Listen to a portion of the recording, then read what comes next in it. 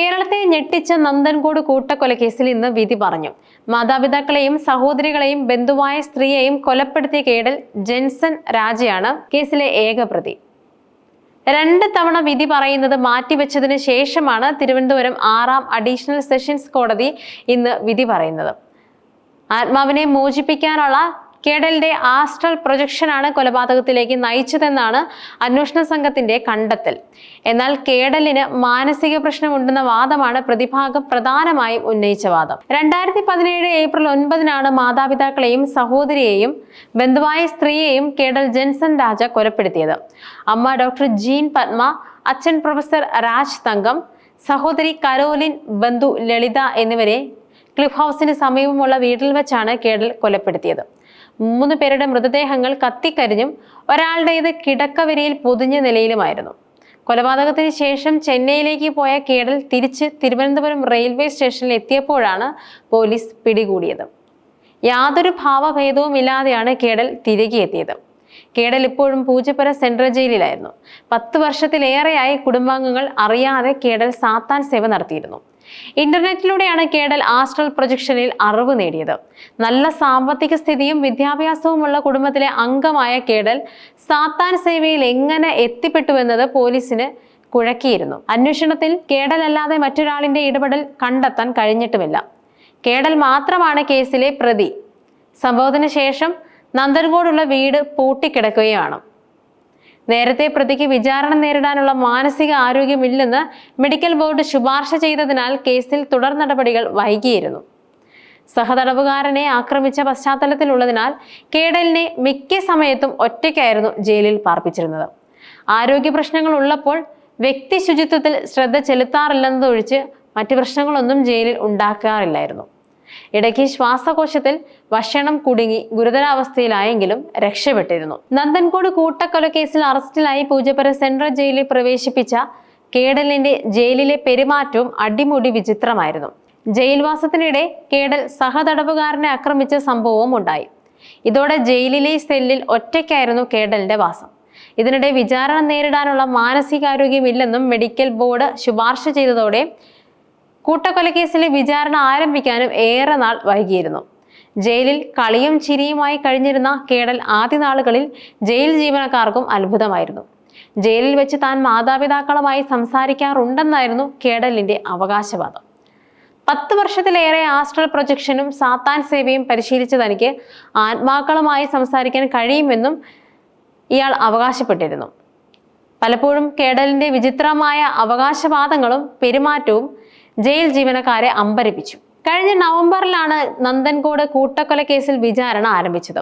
പ്രതി മാനസികാരോഗ്യം വീണ്ടെടുത്തതായി medical board report നൽകിയതോടെയാണ് വിചാരണ ആരംഭിച്ചത്.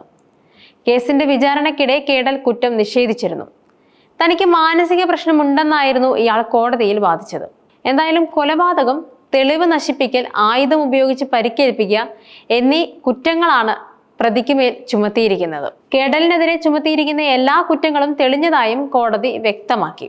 കൊലപാതകം നടന്ന 8 വർഷത്തിന് ശേഷമാണ് വിധി വരുന്നത്.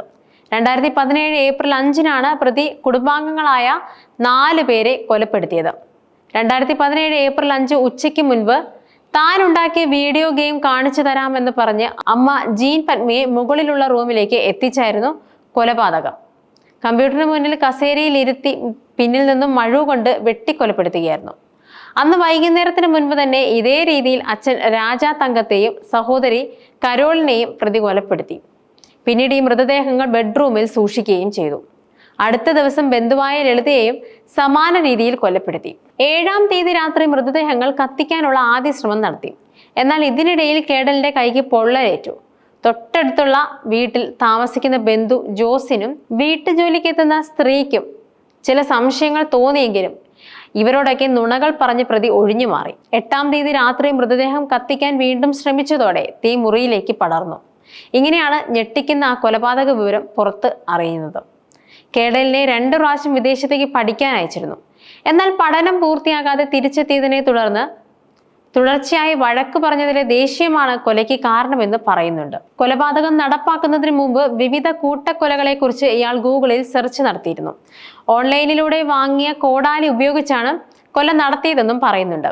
എന്നാൽ നന്ദൻകോട്ട് കുടുംബാംഗങ്ങളായ 4 പേരെ കൂട്ടക്കൊല ചെയ്ത കേസിൽ പ്രതി കേഡൽ ജിൻസൺ രാജയ്ക്ക് ഇപ്പോൾ ജീവപര്യന്തം തടവ് ശിക്ഷ വിധിച്ചു. 15 ലക്ഷം രൂപ പിഴയും നൽകണം. പ്രതിക്കെതിരെ കൊലക്കുറ്റം, തെളിവ് നശിപ്പിക്കൽ, വീട് നശിപ്പിക്കൽ എന്നീ കുറ്റങ്ങൾ നിലനിൽക്കുന്നതാണെന്നാണ് കോടതി വിധിച്ചേക്കുന്നത്. 6ാം അഡീഷണൽ സെഷൻസ് ജഡ്ജി കെ വിഷ്ണുവാണ് കേസ് പരിഗണിച്ചത്. പ്രതിക്ക് വധശിക്ഷ നൽകണമെന്നായിരുന്നു പ്രോസിക്യൂഷൻ ആവശ്യപ്പെട്ടിരുന്നത്. ജീവപര്യന്തം തടവ് കൂടാതെ വീട് കത്തിച്ചതിനും തെളിവ് നശിപ്പിക്കലിനുമായി 8 വർഷം അധിക തടവും കേഡൽ അനുഭവിക്കണം. കൊലപാതകത്തിനും മറ്റും കുറ്റങ്ങൾക്കുമെല്ലാമായിട്ട് 15 ലക്ഷം രൂപ പിഴയുമുണ്ട്. ഇത് അമ്മാവൻ ജോസ് സുന്ദരത്തിനാണ് നൽകേണ്ടത്. പിന്നീട് മൊഴി മാറ്റിയ കേഡൽ +2 വിദ്യാഭ്യാസ യോഗ്യത മാത്രമുള്ള തന്നോട് വീട്ടുകാർ കാണിച്ച നിരന്തര അവഗണനയാണ് കൊലപാതകത്തിന് പ്രേരിപ്പിച്ചതെന്നും പറഞ്ഞു. മനഃശാസ്ത്രജ്ഞർ കേഡലിന് സ്കിസോഫ്രീനിയ എന്ന മാനസിക രോഗമാണെന്നും ആദ്യം കണ്ടെത്തിയിരുന്നു. വീട്ടുകാരെ കൊലപ്പെടുത്തിയതിനു ശേഷവും വീട്ടിൽ എല്ലാവരും ഉണ്ടെന്ന് കാണിക്കാൻ മിക്കവാറും 5 പേർക്കുള്ള ഭക്ഷണം സ്ഥിരമായി വാങ്ങുകയും ചെയ്തിരുന്നു.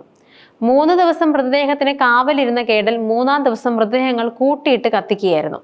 ഇതിനുശേഷം ചെന്നൈയിലേക്ക് കടന്നു കളഞ്ഞു. പോകുന്നതിന് മുൻപ് തന്റെ ആകൃതിയിലുള്ള ഡമ്മികൾ ഉണ്ടാക്കി അതും കത്തിച്ച് താനും കൊലപ്പെട്ടതായി പൊതുധാരണയുണ്ടാക്കാനും ശ്രമിച്ചു.